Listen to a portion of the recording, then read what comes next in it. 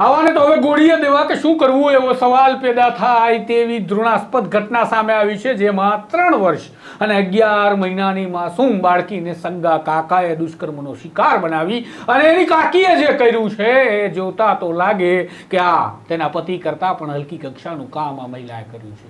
વિગતે વાત કરીએ અમરેલીની આ ઘટના જે કંપારી ચડાવવાની સાથે આપણને અંદરથી ડરાવી દે તેવી છે. વૈષ્ણવજન તો તેને કહીએ જે પીડ પરાઈ જાનાને રે. નમસ્કાર, હું છું આપની સાથે તુષાર બસિયા. નવજીવન ન્યૂઝમાં આપનું સ્વાગત છે. સ્ક્રીન પર મોં ઢાંકેલો દેખાતો આ શખ્સ અને તેનું કાંડ સાંભળી તમારા મનમાં સ્વાભાવિક વિચાર આવી જશે કે હવે આવાને તો ગોળીઓ જ ધરબી દેવી જોઈએ કે બીજું કંઈ કરવું. કારણ કે આ આરોપી પર તેના જ સગાભાઈએ ફરિયાદ નોંધાવી છે. જે ફરિયાદ એવી છે કે આ શખ્સે 3 વર્ષ અને 11 મહિનાની પોતાની સગી ભત્રીજી સાથે દુષ્કર્મ આચરવાનો પ્રયાસ કર્યો, શારીરિક અડપલા કર્યા, ન કરવાનું કર્યું.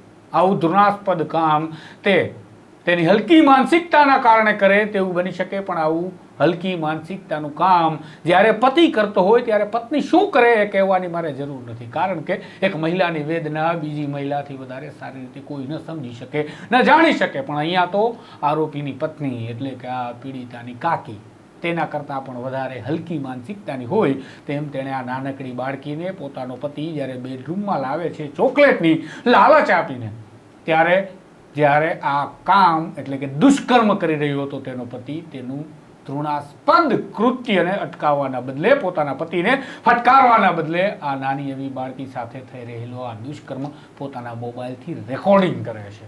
હવે આ મહિલાને અને તેના પતિને શું કહેવું, કયા પ્રકારની સજા આપવી એ વિચાર તમને આવતો હશે. અને મને લાગે છે કે આ પતિ અને તેની પત્ની માટે એટલે કે જે આરોપી છે તેને મારે શું કહેવું, આ જાહેર માધ્યમમાં કયા શબ્દો કહેવા અને કઈ મર્યાદાઓ ચૂકી જવી અને કઈ મર્યાદાઓ ન ચૂકવી તેનો વિચાર કરવો પડે છે. માટે ઘણું બધું કહેવું છે પણ કહી ન શકાય.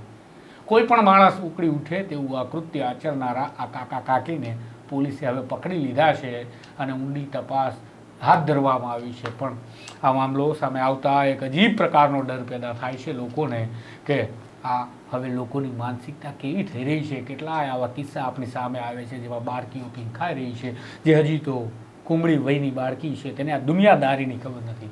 અને વળી અહીંયા તો સગો કાકો અને કાકી જ આવી ઘટનાને અંજામ આપી રહ્યા છે. ત્યારે ભરોસો કરવો તો ક્યાં અને કોનો કરવો, બાળકીઓ સુરક્ષિત ક્યાં છે ને બાળકીઓને સુરક્ષિત રાખવા માટે શું કરવું, આ દરેક નાગરિકોના મનમાં સવાલ થાય છે. માટે આસપાસ માનસિક વિકૃતોને ઓળખવા સાથે બાળકોને અંગત લોકોથી પણ દૂર રાખવા પડે તેવી સ્થિતિ આવી ઘટનાઓના કારણે માતા પિતાના મનમાં પેદા થવા લાગી છે. આવી ઘટનાઓ ક્યારે અટકશે?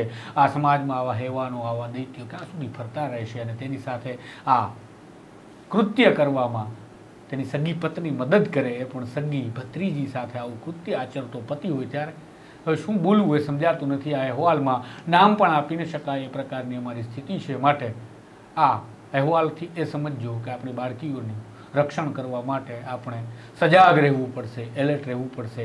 એ ચાહે આપણી આસપાસના લોકોથી કે પછી આપણા ખૂબ અંગત નજીકના લોકોથી આપણી બાળકીને બચાવવા માટે આપણે સજાગ રહેવું પડશે. આ પ્રકારના અહેવાલો, વિગતવાર સમાચારો માટે નવજીવન ન્યૂઝ સાથે જોડાયેલા રહેજો. નમસ્કાર.